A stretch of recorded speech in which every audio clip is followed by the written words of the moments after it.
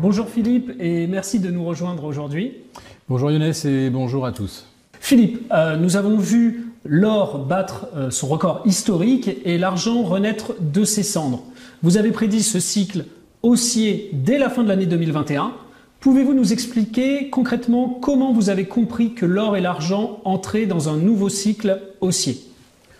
Alors, le comprendre, en fait, ça fait déjà maintenant presque 15 ans qu'on est dans un cycle haussier sur l'or, tout simplement parce que on crée de l'argent à partir de rien sous forme de quantitative easing ou alors sous forme d'endettement en mode no limit des États, le no limit du Covid, quoi qu'il en coûte.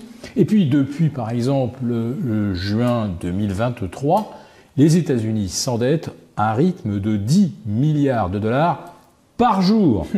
On sait que la France, par exemple, en ce moment, cherche à serrer les boulons pour réduire notre endettement de 20 milliards par an. Les États-Unis, c'est 10 milliards par jour. Bref, ça prend des proportions absolument dantesques. Et quand vous êtes le détenteur d'une devise où on en imprime 10 000 dollars par jour, 10 milliards par jour, alors que ça ne correspond à aucune véritable richesse, uniquement à de la dette, à un moment, en tant que détenteur de réserves en dollars, vous commencez à vous poser des questions. Et des questions, ça fait en fait longtemps maintenant que d'autres banques centrales se les posent, notamment la Banque centrale chinoise, qui, avec la Banque centrale du Japon, était la principale détentrice de dette américaine, donc de dollars, sous forme d'emprunt. Et en fait, depuis 2014-2015, on comprend que les banques centrales asiatiques, et la banque russe a été la première d'ailleurs, cherchent à se dédollariser, c'est-à-dire se débarrasser d'un actif dont l'émetteur ne met aucune limite au nombre d'unités en circulation. Si vous mettez plus d'unités en circulation pour une richesse équivalente, le prix de cette unité chute. Nous sommes vraiment en plein dedans.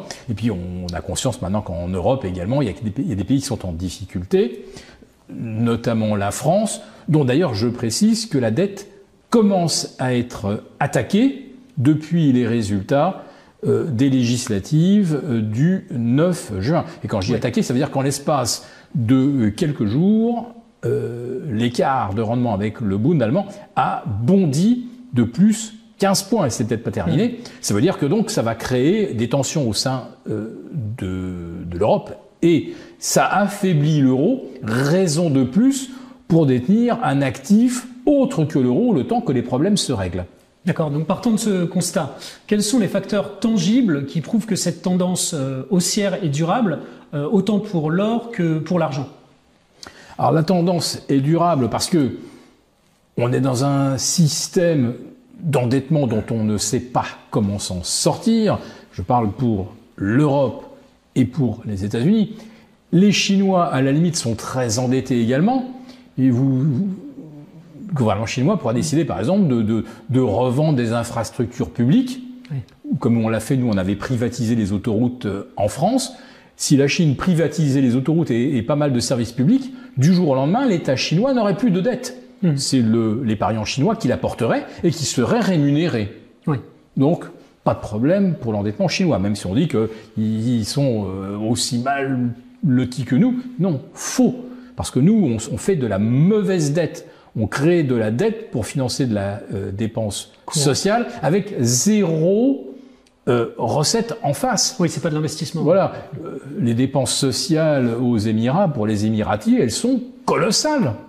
Mais il y a les recettes du gaz, du pétrole, aucun problème. On peut être archi généreux. C'est pas le problème de vouloir proposer un modèle social généreux. Le problème, c'est quand on n'a pas de recettes en face. Nous sommes dans cette difficulté et ça va pas s'arranger. En plus de ça, nous, occidentaux, on veut s'imposer une transition énergétique qui est extrêmement inflationniste. Or, l'or et l'argent, depuis 5000 ans, il y a un rapport qui est bien connu entre l'inflation, la hausse de l'or et de l'argent. L'inflation, c'est deux choses. Soit il y a le prix d'un actif qui s'envole, comme le pétrole en 74, 75 ou 80, 81. Donc là, c'est le prix d'un actif tout seul qui s'envole. Et bien, évidemment, ça renchérit le coût de production industrielle, etc. Et c'est pas forcément la monnaie dans laquelle on achète ce pétrole qui se dévalue. Oui. Bon, aujourd'hui, on est clairement face à une double inflation. D'abord, on est plus nombreux sur cette terre. On consomme donc des ressources limitées. Donc forcément, puisqu'il y a plus de demandes, le prix augmente. Et nous, occidentaux, avec notre endettement en mode no limite, on affaiblit nos devises. Autrement dit, l'inflation que nous subissons, c'est aussi le fait que nous, on détruit nos propres devises. On détruit le pouvoir d'achat de nos devises. Donc là, vous avez un effet de ciseau entre des ressources plus rares, et pourtant on décide qu'on va en faire une consommation illimitée pour une transition énergétique, et on va les acheter avec une monnaie que l'on dévalue en imprimant en mode no limite. Forcément, ça va continuer, l'or et l'argent, qui ne sont la dette de personne, qui ne représentent pas d'endettement, ça va forcément continuer de grimper. D'où les achats des banques centrales, qui reflètent une défiance vis-à-vis des monnaies en tant que réserve de change, enfin des grandes monnaies type euro, dollar, yen. Absolument. Alors finalement, c'est le yen qui s'en sort le mieux.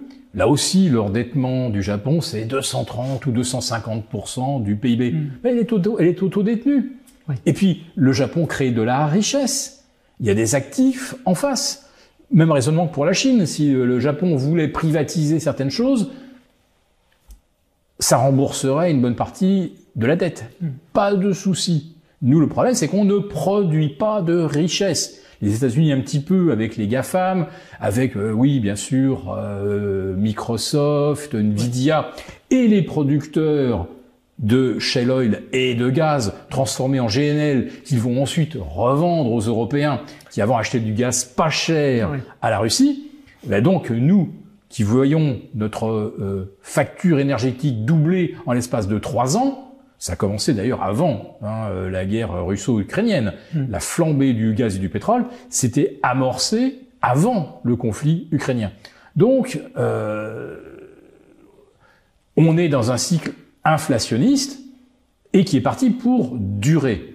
Donc c'est vrai que détenir de l'or et de l'argent en couverture, ça fait du sens. Mais surtout, j'en reviens à ces banques centrales asiatiques qui se dédollarisent. Pourquoi ? Parce que le dollar, c'est un monceau de dette et qui croît à un rythme exponentiel. Quand vont-ils s'arrêter ? On ne sait pas.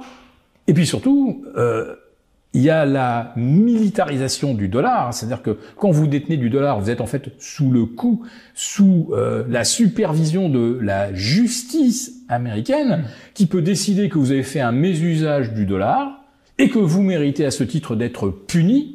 Ou pire encore, on le voit avec les actifs russes, gelés, et ceux de la Banque centrale russe, gelés pour la première fois de l'histoire. C'est un véritable acte de piraterie en termes de droit international. Donc tous ceux qui détiennent du dollar se disent « Mais si demain on m'accuse d'être trop complaisant avec la Russie ou d'acheter du pétrole, du gaz russe, alors que les États-Unis décideraient qu'il faut plus que ça se fasse.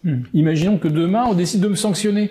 On va aussi me confisquer mes réserves en dollars. Comme la BNP avec l'Iran, qui a écopé d'une amende de plusieurs milliards. 10 milliards de dollars, donc en fait c'était tous les bénéfices de la BNP qui avaient été confisqués. Pour quelle infraction? C'est unilatéralement les États-Unis qui avaient décidé qu'on pouvait pas aider l'Iran à faire des transactions en dollars. Enfin c'est incroyable. Donc pour échapper à la judiciarisation ou la militarisation du dollar, on veut détenir autre chose. Or, l'euro, c'est pas une bonne solution. On se débat avec des dettes et la France donc est dans une situation compliquée. Donc, il y a un actif qui a fait ses preuves depuis 5000 ans, c'est l'or, et son corollaire, l'argent, qui lui présente l'avantage en plus de ça d'être un métal industriel dont on s'est imposé d'en consommer des quantités astronomiques puisqu'on veut recouvrir les sols occidentaux de panneaux solaires. Sans argent, il n'y a pas de panneaux solaires. Et puis il y a l'intelligence artificielle.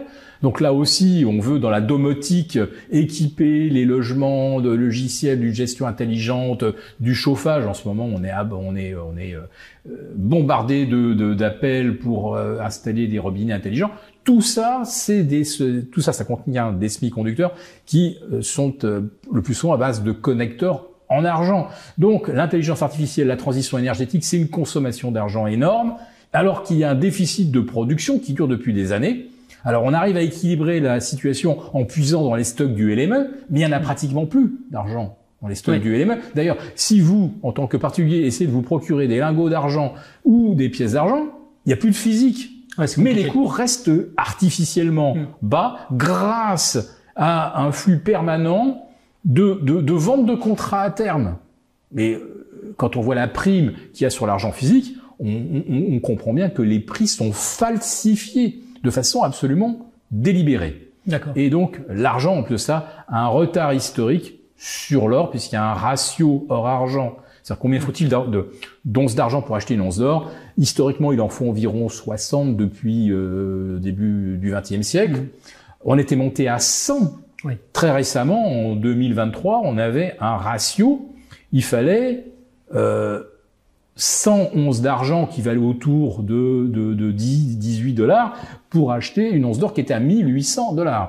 Donc si ce ratio revient ne serait-ce qu'à la moitié de la moyenne historique, c'est-à-dire qu'on revient vers 80 voire 70, l'argent progressera beaucoup plus vite que l'or pour deux raisons. Détenir de l'argent comme substitut monétaire, et il y a des pays dans lesquels l'argent a cours légal, toujours. Oui. Et deuxièmement, métal industriel, rare, je dirais même bientôt en situation de pénurie. D'accord, donc c'est tout un tas d'éléments qui justifient le fait que la hausse récente sur les cours de l'argent et de l'or est saine. Maintenant, ça me permet de rebondir sur les minières. Philippe, vous parlez depuis quelques mois d'un troisième choc haussier imminent et sans précédent sur les minières. Pouvez-vous nous expliquer ce concept? Oui, alors le choc haussier sur les minières, c'est quelque chose qu'on a déjà connu à 2 reprises dans l'histoire. Donc je vais faire très très vite. 1971, les Américains décident de désarimer le dollar et l'or, donc dollar good as gold. On peut faire rembourser ces T-bonds en or, donc terminé. Les États-Unis étaient en pleine guerre du Vietnam, ça coûtait très cher. Ils s'endettaient et cette dette n'était plus couverte par le stock d'or. Bref, ils ont dit on désarime, clac. Bon, il y en a qui ont bien compris qu'on allait continuer d'imprimer du dollar et qu'on préférait détenir évidemment l'or qu'on ne pouvait pas imprimer. Oui. Donc l'or a commencé à s'envoler et les mines, à l'époque, ont suivi. D'autant qu'à l'époque, les mines sud-africaines produisaient beaucoup d'or. Production qui s'est carrément effondrée, il y a plus d'or dans le sol sud-africain. Bref, les minières à l'époque, on en avait bien profité jusqu'en 1981, où les États-Unis ont décidé parce que le pouvoir d'achat du dollar plongeait par rapport à l'or, ça faisait de l'inflation, et donc la Federal Reserve a décidé de terrasser l'inflation, ce qui a été fait. Et donc de 81 jusqu'à 2001, on va dire qu'on était dans un contexte déflationniste. Déflationniste, pas envie de détenir de l'or. Pourquoi faire? L'inflation baisse, pas envie de détenir des mines d'or, évidemment. On avait des taux à 20% aussi, donc bon. Voilà, et c'était revenu de 20 à 5, qui est un peu la norme historique. Donc 2001, on n'a pas envie de détenir de l'or. Au contraire, on veut des dot-com. Puis à ce coup, craque des dot-com. Le Nasdaq perd 70% de sa valeur. Les gens se rendent compte que l'argent peut se volatiliser du jour au lendemain, un peu comme sur un GameStop, voilà, ou un AMC. Un futur Nvidia peut-être. Voilà. Et à partir de 2002-2003, on veut plus détenir que des actifs financiarisés type actions, bulles de savon. On achète de l'immobilier. C'est le début de la bulle de l'immobilier. Et on achète également, on se met à racheter de l'or. Donc de 2002 à 2008, l'or et les mines recommencent à progresser. Petit coup d'arrêt avec la grande crise de l'automne 2008, où là on est obligé de liquider tout ce qu'on a. Et on est ruiné, donc il faut tout vendre. C'est pas parce qu'on veut vendre de l'or ou de l'argent, c'est parce qu'on est obligé. Faut rembourser, faut les appels de marge, faut les payer.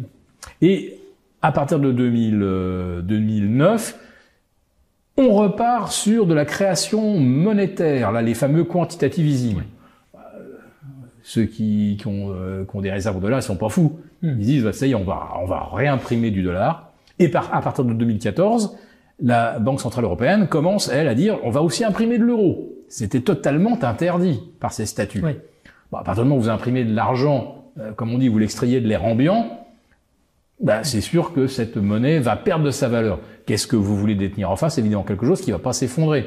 Alors, évidemment, vous allez choisir peut-être du franc suisse, la couronne norvégienne, du dollar singapourien. Mais enfin, à un moment, pour vraiment placer ces actifs dans une réserve à la valeur connue et que toutes les banques centrales détiennent, parce que toutes les banques centrales ne détiennent pas forcément des masses de francs suisses ou de dollars singapouriens, toutes les banques centrales détiennent de l'or, donc vous voulez détenir, vous aussi, un actif qui est sûr et avec une valeur reconnue pour l'ensemble des pays de cette planète.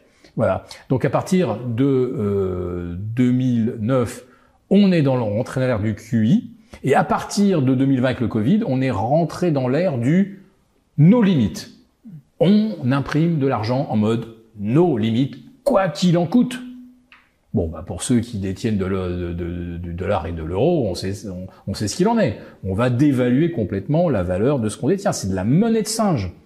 D'où le fait que des banques centrales veulent détenir beaucoup plus d'or que de dollars ou d'euros. Et en plus de ça, elles ont peut-être bien l'intention de créer un nouveau système monétaire adossé à l'or, où là, il y aura évidemment une vraie conscience, une vraie confiance. D'accord.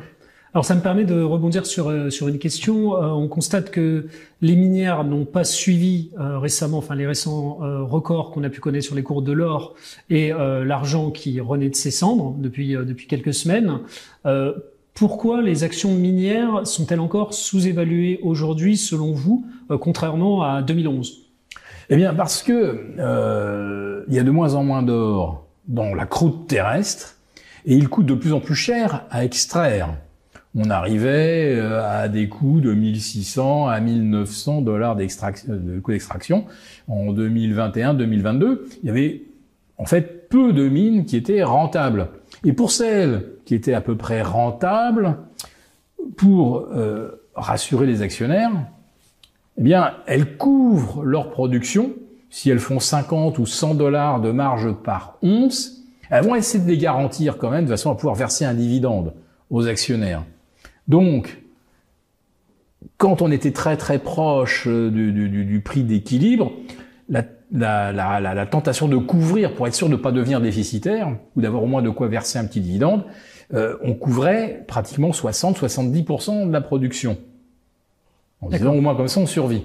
Et puis d'un seul coup, quand l'or se met à passer au-delà de 2000, 2002, 2003, 2004, on profite pas de la hausse de l'or puisqu'on a déjà prévendu sa production à 2000 ou 2050. Exactement comme les agriculteurs qui vendent leur production sur plusieurs années. Et quand on a un mouvement spéculatif, par exemple sur le blé, l'orge, l'agriculteur n'en bénéficie pas forcément à l'instant T. Marginalement. D'accord.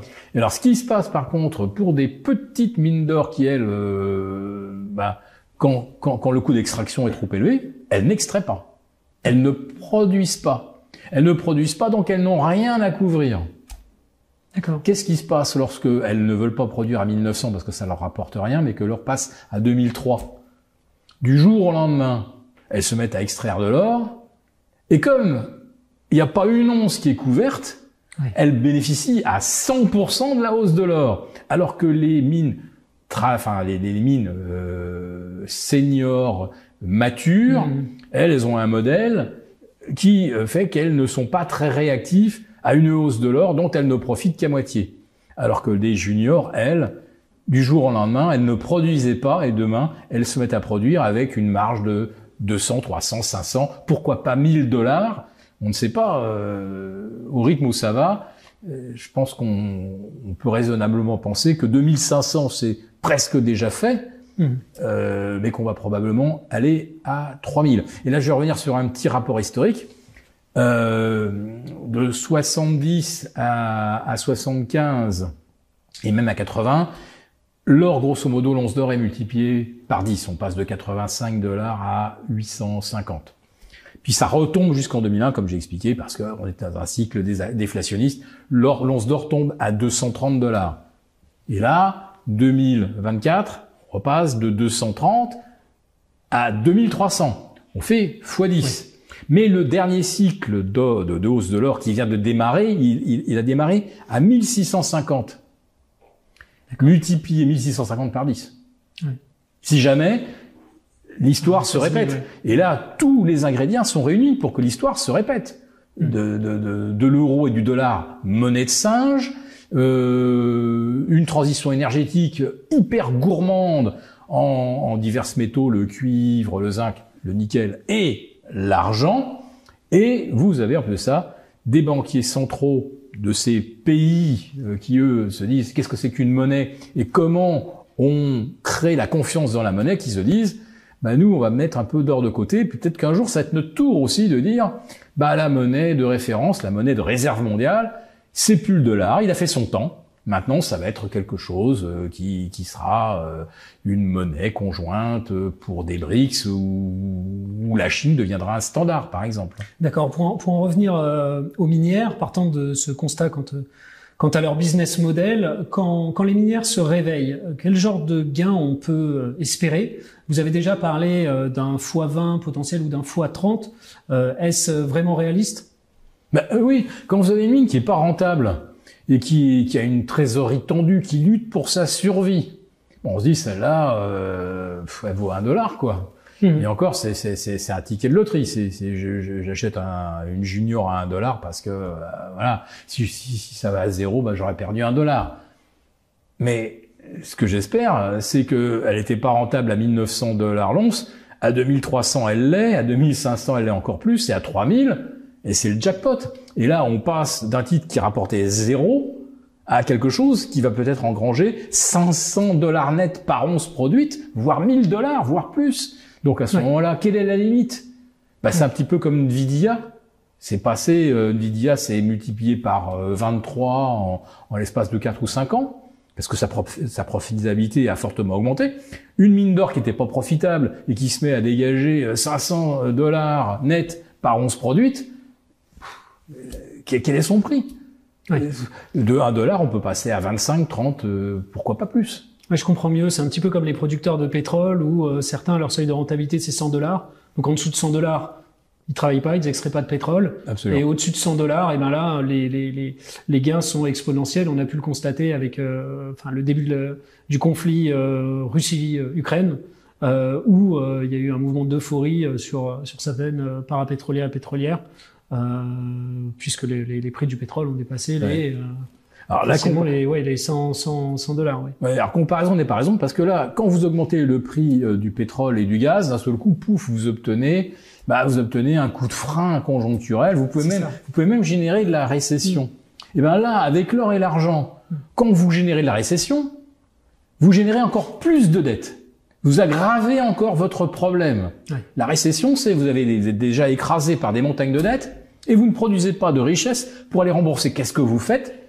Vous faites comme les États-Unis, depuis un an, vous imprimez $10 milliards par jour. Donc la récession, elle est, contrairement au pétrole et au gaz, là, elle est haussière pour l'or et l'argent, puisque ça ne fait qu'aggraver les problèmes structurels. 10 milliards par jour, ça fait plus de 3600 milliards l'année, donc l'équivalent de plus que la totalité de la dette française. Absolument.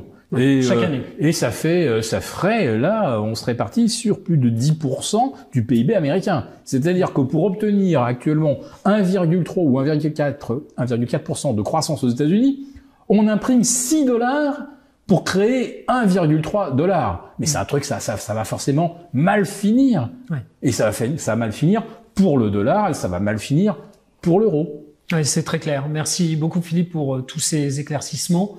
Vous souhaitez ajouter un dernier mot pour nos auditeurs? Ma conviction, c'est que les banques centrales qui ont battu des records d'achat d'or en 2023, donc premier bien sûr Chine, suivi de pas très loin par l'Inde, parce que ça structurellement l'Inde est le principal détenteur d'or physique sur la planète, mais les Chinois aussi, les déçus de l'immobilier, ils remplacent un peu l'immobilier ou ils diversifient vers l'or. Comme ça, l'or, ça leur permet de quitter la Chine avec quelques pièces en poche et d'échapper un peu au contrôle d'échange. Parce que sinon, les Chinois, ils sont limités à 20 000 $ s'ils bougent. On peut emmener un petit peu d'or, c'est assez discret. Donc, les Chinois achètent de l'or. Mais c'est surtout la Banque centrale chinoise qui achète de l'or. Elle rafle tout ce que les fondeurs suisses arrivent à réunir. Ils achètent tous les lingots produits et ils en ramassent à peu près partout où ils peuvent dans le monde. En Afrique, et il n'y a pas que la Chine, il y a Hong Kong aussi. Et puis, il y a des structures parapubliques en Chine qui accumulent également de l'or. Donc l'or, je pense que la Chine a peut-être déjà aujourd'hui accumulé 10 000 tonnes d'or. Sachant que la Chine était également le premier producteur au monde. Ils sont loin devant l'Australie, le Canada, et alors l'Afrique du Sud, elle est devenue inexistante. C'est 450 d'or produites en Chine par an. Depuis 2000, ça fait combien de tonnes? Vous vous rendez compte? Oui. Et si la Banque centrale chinoise en achète ne serait-ce que la moitié, vous voyez un petit peu les réserves qu'ils détiennent. Ils peuvent nous dire demain, on a plus d'or que les Américains. Et on a beaucoup moins de dettes qu'eux. J'expliquais donc que les Américains, ils produisent que de la dette, alors que les Chinois, la dette, ils peuvent dire, moi, vous me dites que je suis endetté, du jour au lendemain, je privatise mes autoroutes, etc., j'ai plus de dette. Ouais. Et je reste, par contre, avec mon stock d'or. Donc, préférez-vous ma devise, cher ami des BRICS qui voulait nous rejoindre, ou vous préférez le dollar et l'euro? Comme dirait l'autre, la question est vite répondue. Donc je pense que l'accumulation d'or par la Chine, l'Inde, même la Turquie, la Pologne, etc., derrière, il y a un plan. Et bien sûr, ce plan, c'est de se préparer à une grande transition, peut-être la fin du règne du dollar. Le dollar a régné après la livre, qui avait régné après le franc or. C'est peut-être maintenant au tour d'une devise asiatique de prendre le relais. Et quel est le meilleur moyen que d'inspirer confiance? C'est de s'adosser à un actif qui a 5000 années de bons et loyaux services. Même si Milton Friedman a dit que c'était une relique barbare, je crois qu'aujourd'hui, ce qui est vraiment barbare, c'est de détenir du dollar. Ok, c'est très clair. Tous les feux sont ouverts quant à une future appréciation des cours de l'or et de l'argent. Merci encore Philippe pour ce premier entretien très intéressant. Pour vous remercier de votre fidélité, vous pouvez télécharger gratuitement, en suivant le lien ci-dessous, un guide complet sur l'achat d'or physique qui représente un investissement de choix en période économique incertaine et surtout d'inflation. Merci et à bientôt.